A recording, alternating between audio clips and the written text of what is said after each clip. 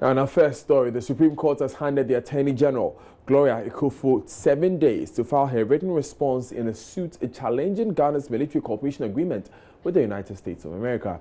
The Ashanti Regional Youth Organizer of the National Democratic Congress, NDC, Yaproja Jemfi, is in court asking that the statement be nullified as the ratification by Parliament, in their opinion, is unconstitutional. The defense agreement allows the U.S. military and civilian personnel access to certain facilities in Ghana and provides them privileges, exemptions, and immunities equivalent to those accorded to the administrative and technical staff of a diplomatic mission under the Vienna Convention on Diplomatic Relations of April 18, 1961.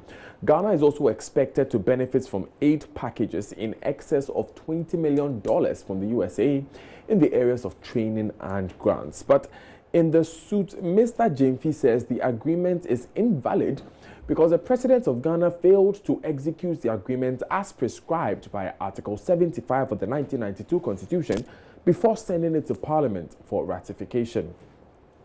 A principal state attorney who represented the AG on Thursday made an application of extension of time to enable the AG file her response. Justice Gabriel Pwamang, who is hearing the case as a sole judge, handed the AG 7 days to file the statement of case. Meanwhile, the court has indefinitely adjourned a similar suit filed by Bosa South MP Dr. Clement Apak challenging the agreement. This was because Dr. Apak has not been notified of the hearing.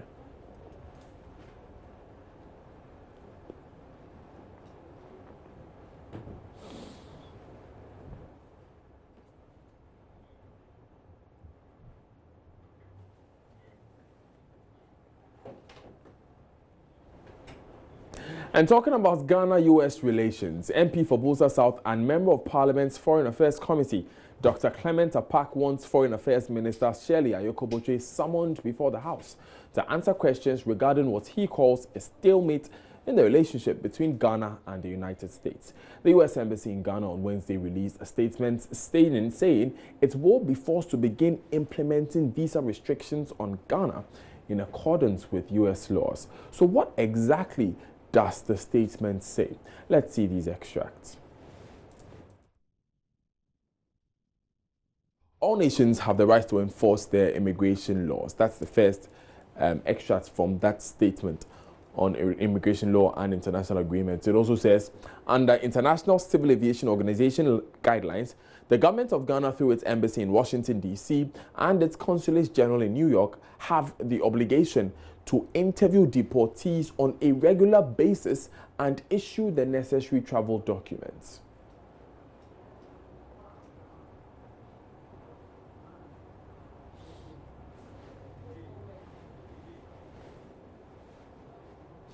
Says when the government of Ghana fails to meet its ICAO obligation regarding the regular issuance of travel documents, the U.S. government is forced to employ charter flights for deportation of deportees.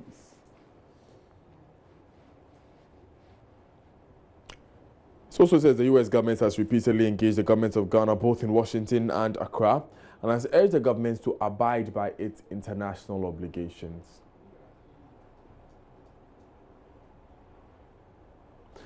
If Ghana fails to comply with international obligations regarding the issuance of travel documents, the United States may be forced to begin implementing visa restrictions in Ghana in accordance with U.S. law. It ends by saying we encourage Ghanaians to abide by legal processes if they seek to immigrate to the United States. Right now, Apak says, Dr. Apak, I should say, says this perceived statement, a stalemate in the relationship between the two has arisen because the minister hasn't handled the issue prudently. So he wants her brought before the House for further questioning. He's been speaking to Mamavi Osuabwaje. I've made comments publicly. When the ambassador spoke on your own network, I was the one who was called to proffer my opinion. And I remember encouraging him to stand firm and not to allow the Americans to bully him, and that he should assert himself in working in the interest of Ghanaians. Don't you think the bottom line really is money? Because if really, according to every search that you've done, there's indication that the people that you claim to be Ghanaians are indeed Ghanaians and you want to bring them back home because they don't have documentation. The only reason I'm thinking that our embassy would not want to take responsibility is if we have to put them on commercial flights, it would require that we get tickets for them. And that won't be free. Well, is the bottom line well, the point is that all of these matters could have been clarified if only the minister had responded appropriately, or if government had responded to the concerns that the ambassador had raised. But be as it may, the first batch that came at the 86, they were brought in a chartered flight. And so why is it that the Americans are now changing the narrative? Was it that they were unaware? Isn't that cost to them? Was it that they were unaware of this law? So if they did it before, by bringing so-called Ghanaians who were not permitted to be in the U.S. by a chartered flight, why are they now trying to change the rudiments of the game? And these are all legitimate questions that I felt should have been answered either by the minister and or the ambassador if he had appeared before the parliamentary subcommittee. Okay, so we are where we are today. Who can best answer these questions that you're raising? It's obvious. It has to be the Minister for Foreign Affairs and Regional Integration. This is squarely her portfolio, it is squarely her responsibility, and I'm disappointed that she had allowed this to fester to a stage where we are now being threatened by the Americans. Can your committee, can Parliament do anything now? Yes, Parliament definitely can always do a lot. As I speak now, Parliament has the capacity to summon the minister to appear before the August House, even tomorrow or perhaps Monday, to deal with this matter because it has assumed a level of ultimate agency. And indeed, the subcommittee can also summon both the minister and invite the American ambassador to the committee to come and, present to the committee what the issue is and to look at how best it can be handled. But I think it's a very worrisome development that requires urgent attention. Now, moving on, the Commission on Human Rights and Administrative Justice, SHRAJ, is criticizing politicians for paying lip service to the fight against corruption. Deputy Commissioner of SHRAJ, Richard Kwesien, in his keynote address at the launch of Metogo Anti-Corruption Report by Pen Plus Bikes Ghana, stressed that politicians only campaign with promises of ending corruption just to score political points. Joining us, Charity Battels was at the launch of the report and brings us details. The report revealed that 7 out of every 10 Ghanaians think that government is displaying a lukewarm attitude in adopting multi-strategy approach in fighting corruption.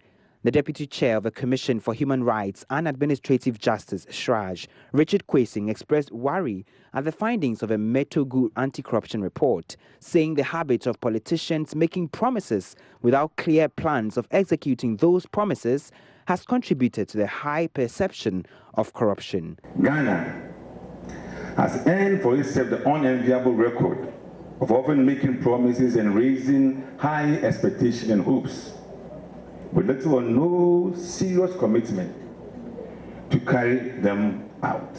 And when we have been pushed to carry out some of these promises, they have turned out to be phantom projects or at best white-headed funds, mainly to score political marks and nothing more. No commitment whatsoever to see them through. The report also revealed that 69% of its 792 respondents interviewed felt that government's efforts in fighting corruption are either unsatisfactory or average. Mr. Kwesien said Ghanaians are becoming more aware of a severe socio-economic impact of corruption on the development of a country, hence are no longer settling for mere promises. He also reminded that people expect more from their leaders and institutions, and they can no longer be wowed with promises after promises, no matter how well-intentioned they may appear to be.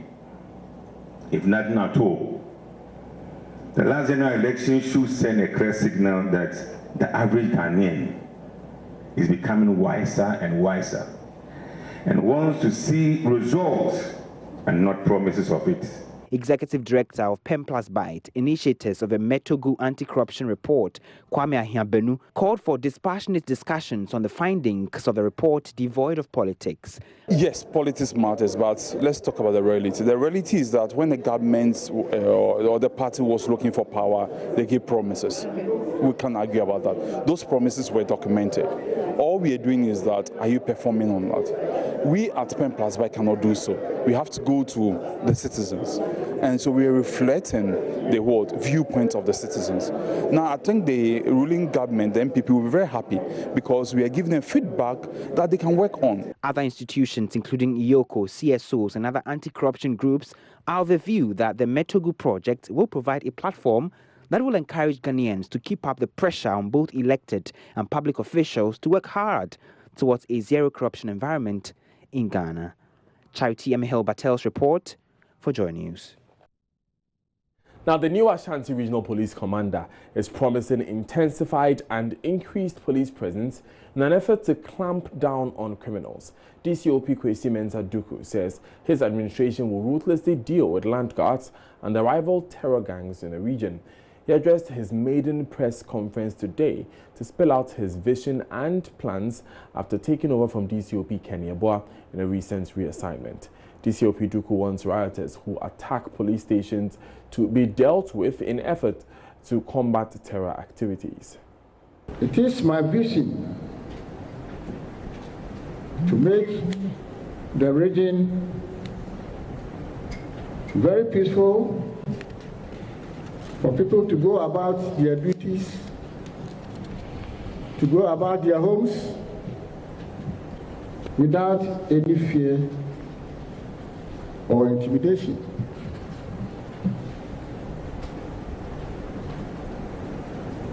To be able to achieve this,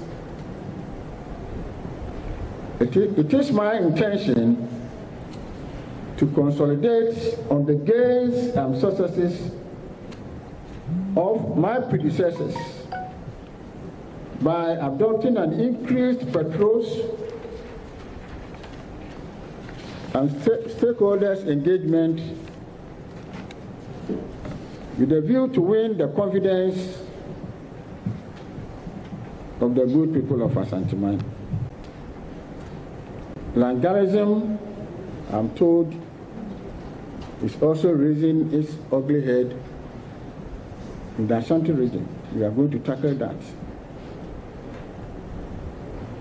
I've also been told about robber gang attacks, and we are going to meet those gangs squarely.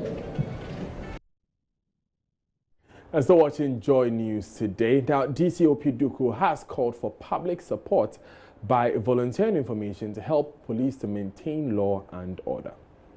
I would like also to take this opportunity to appeal to the general public also to give us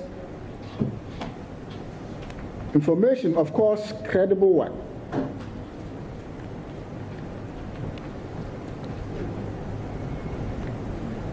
on criminals to enable the command act decisively to improve the relative peace being enjoyed. Most often than not, people have been complaining that when information is released to the police, then they go around mentioning those who gave the information to the police. So people are not willing to give information to the police. Please, if you want to give information to us, you should go to the region, to the commanders. We have the district commanders there. The regional command is also there. My 2IC is there. The crime officer is there. I'm there. If you have any information for police, please feel free and come to us and release the information to us, rather than releasing the information to the junior officers. DCOP Duku, the new Ashanti Regional Police Commander. Still up ahead in the bulletin on Tech Thursday, we tell you how farmers engaged in yam production are introduced to new technologies to boost their yields all year round.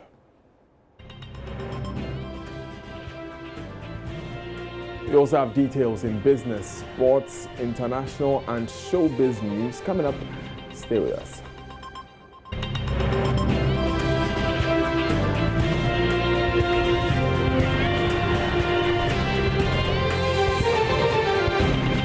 Thanks for staying with us. Now, General Secretary of the Opposition NDC, Johnson Esiedun Ketia, says the party did not sanction the recent apology rendered to NDC founder and former President Jerry Rawlings by National Vice Chairperson Anita Disoso.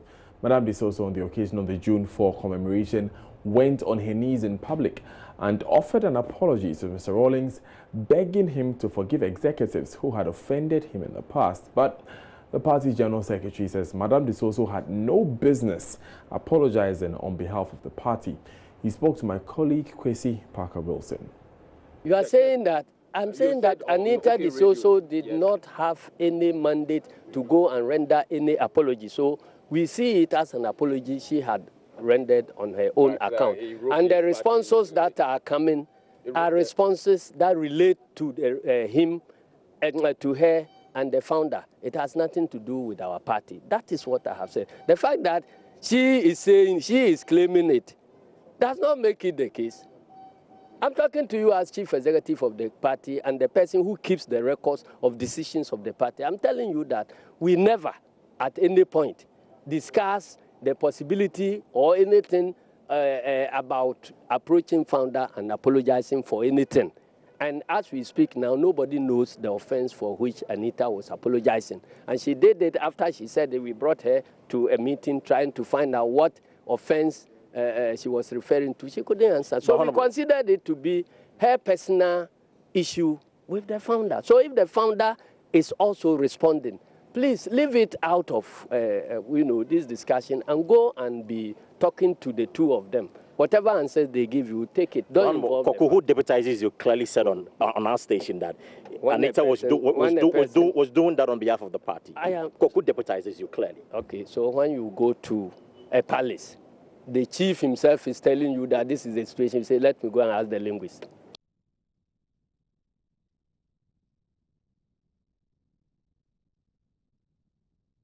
Now it's Tech Thursday. Let's talk about Ghana's potential for all-round yam production, which is receiving a boost as farmers introduced to a technology for cultivating yam mid-air. The system, known as aeroponics, was introduced by the Crop Research Institute of the Council for Scientific and Industrial Research. Director of CRI, Dr. Stella Ama-Enin, says the aeroponic can also reduce farmers from the traditional way of tilling the land. On Tech Thursday, Love FM's Kwesi Debra speaks with the head of biotechnology at the Crops Research Institute, Professor Marion Quain. Kwesi Debra has more in this report. It's Wednesday at Yam section of Kumasi Central Market, known locally as Bode. Miamini Isaka, a yam farmer from Kwame Danso in the Bronhafu region, has brought his produce for sale. He is enjoying some break from work on the farm after harvest. It's not yet time for planting yam. I've harvested some of the yam seeds and yam for the next planting season. You have to be careful to select those without diseases. If I don't do that, the tuber won't grow and I incur losses.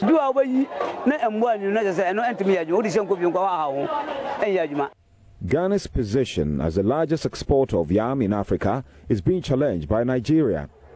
Unfortunately, viruses and other pests are holding production levels down in both countries. At the Crops Research Institute, Head of Biotechnology and Post-Harvest Systems, Dr. Marion Quain, is on a routine inspection at the aeroponics laboratory. She is joined by her assistant, David. Aeroponics involves growing plants mid-air in a moist environment without the use of soil. The process, which includes generating yam seeds from vines for improved varieties, is devoid of diseases.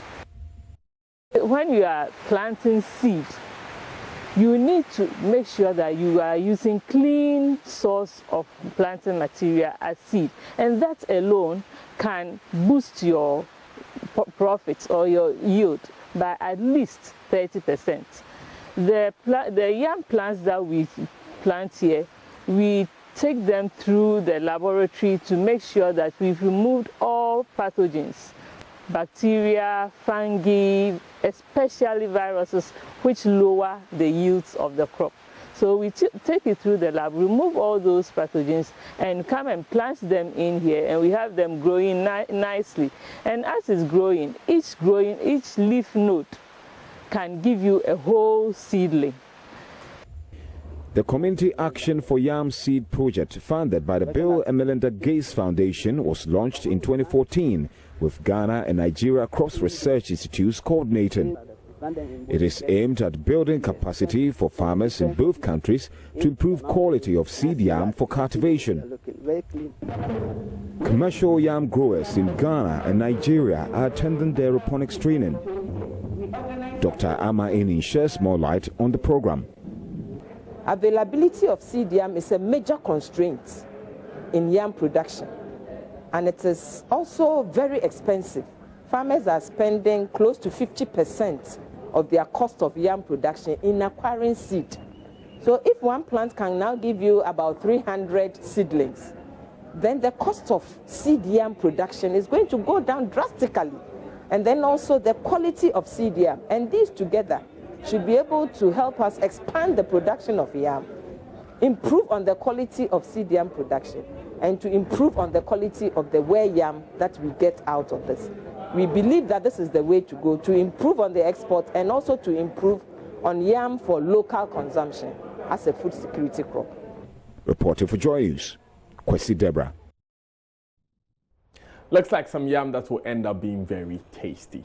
Now, locals in the Brong-Ahafo regional town of New Longoro are hailing the positive impact of government's ban on small-scale mining on fish catch in the Black Volta. While the ban is impacting fishing, a section of the town is also worried about the crushing of the local economy. A massive exodus of people since the ban came into force has taken a toll on local businesses. Joy News' Justice Bedu reports. September 2016, at the peak of the country's fight against illegal mining, men hard at work, dredging into the Pra River, one of the country's major river bodies. Fast forward May 2018, 1 year after a government cracked down on the menace. Most of the miners are gone, but a stark reminder of the destruction that used to happen. This is the Black Volta. The water looks clearer now, at least according to fishermen who have worked here for decades.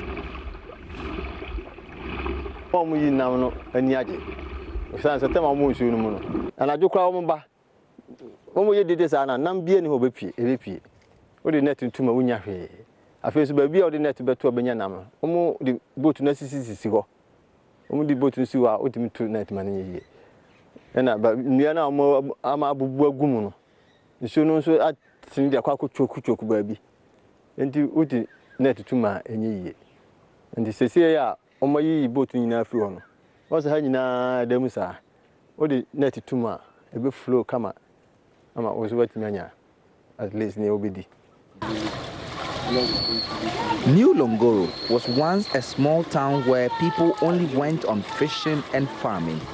Fish catch, they say, is picking up slowly.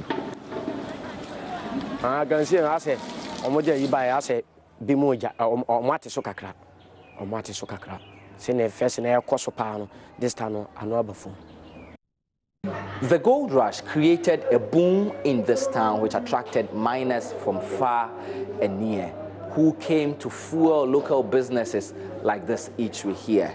But as the Galamsey ban came into force, many have been forced out, and that has taken a bad tumble on buying and selling. Like Banku, we could prepare over 150 balls, especially on Sundays.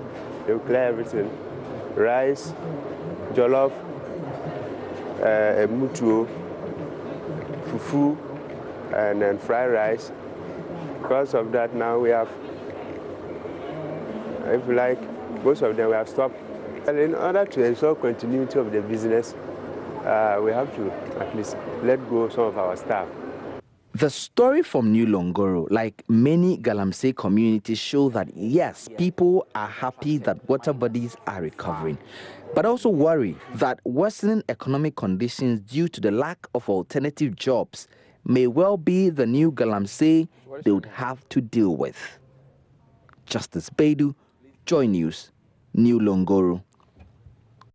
Back to Accra now. In the 10th contest of the 1/8 stage of the National Science and Maths Quiz saw two-time winners Opokuwari, who qualified from the quarterfinals after beating debutants from Our Lady of St. Carmel Girls and Ghana Secondary Technical School with a number of points. Now, the contestants from Opokuwari, who are the only ones to have so far gained a perfect score in the problem of the day, told Joy News they are certain of progressing into the semi-finals.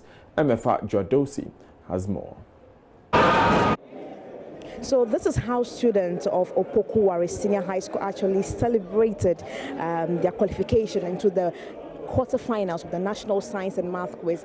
It's been a fruitful day for these students. I mean, right from round 1, they have been on top to the very ending, which is round 5. They were able to get some 61 points ahead of Our Lady of Mount Carmel Senior High School, who also managed to pull up some 30 points. And the Cedar School, Ghana Senior High Technical School, also managed to pull some 33 points. But guys, congratulations first of all.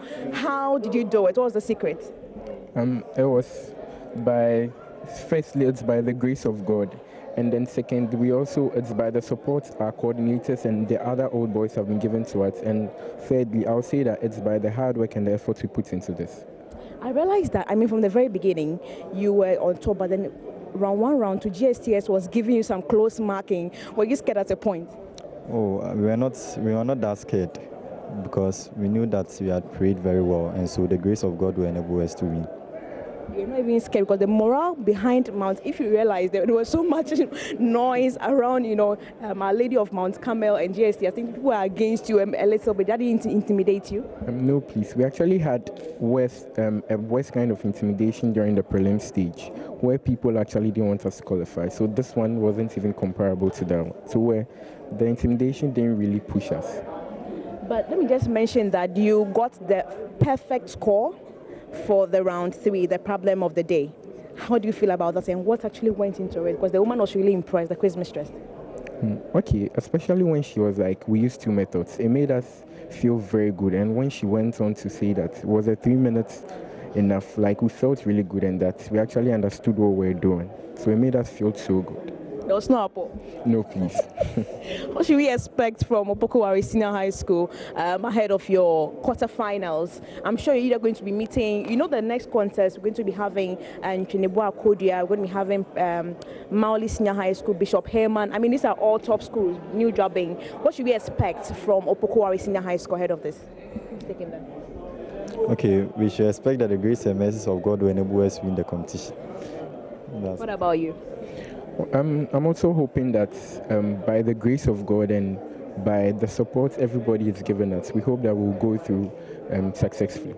All right, thank you very much, gentlemen. So those are contestants from Opokuwari Senior High School. The auditorium is a little empty because the second contest will still be starting around 1 o'clock. It's going to be between Ganata Senior High School, Chinebua Kodia Senior High School, which also coming from certain regions. And also we are going to actually have New Jobbing Senior High School, which is actually a seeded school from last year competition. So trust the Joy News will bring you all the updates and happenings that is going on here at the RS Amegashi Hall here at the University of Ghana.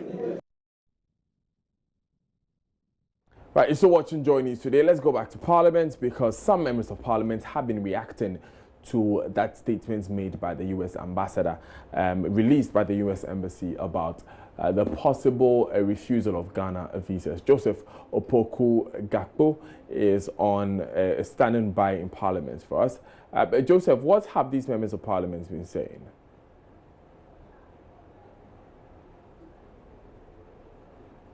Right, Joseph, what have these members of Parliament been saying?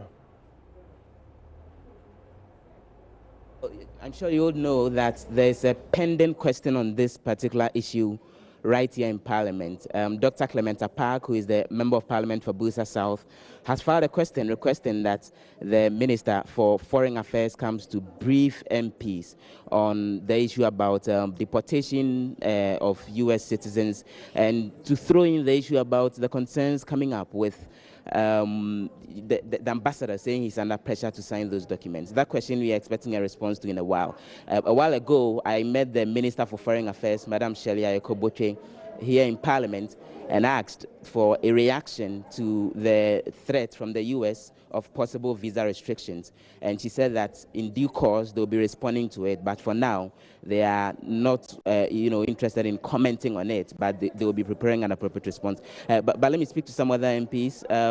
Legal practitioner and MP for Second-D, lawyer Andre Kofi Mensah is joining us for a quick conversation. Honorable, thanks very much for joining us. What's your initial reaction to this threat coming from the U.S. on this issue? Well, let me say good afternoon to your cherished viewers. I think it's unfortunate. Of course, I mean, as a sovereign nation, the United States government has a right to, as it were, air its views on matters that they think is not being handled in a manner that they would prefer that the government of Ghana handles. And so it's within their right to issue a statement. I would have thought that because we have a very cordial diplomatic relationship with the United States of America, these matters would have been handled in diplomatic circles as opposed to coming out with a public statement. But if you look at the content of the statement, some attempts have been made to resolve it in a certain direction, and they haven't gotten the result that they desire. And so that probably is the reason for the statement. But like the minister rightfully said, I mean, government would necessarily have to respond, and I trust that in due course, as she's indicated, an appropriate response would come so that this does not escalate to levels that would lead to restrictions on visa issuance to the good people of the Republic of Ghana. Is there even a legal basis for the U.S. to want to do anything like this? Well, it's a sovereign state, and they regulate their own immigration rules, and so it is within their right to, as it were, impose whatever restrictions that they want, or threaten to impose restrictions if a certain reaction does not come from government. So I think that yes, there's a legal basis to the extent that they are solely responsible for regulating their immigration procedures and laws. Of course, Ghana has our own laws as well, and we have our own procedures and processes for implementing our immigration policy. And so, yes, but like I said, we have a very cordial relationship with the United States of America, and I don't think that we would get to that point. In any event, it is not a policy that has been implemented. No restrictions have been imposed. They've only indicated that if government does not respond in a certain manner by providing travel documents to Ghanaians to enable them travel on commercial flights as opposed to the United States government putting them on chartered flights, then they would go ahead and impose some sanctions. I don't think that we'll get there. I'm very positive. Like the foreign minister has indicated, we're going to respond appropriately and do what is needful so that... So watching Joy News today, I am Daniel Dazi. Let's take business with Emmanuel Abajibiafi.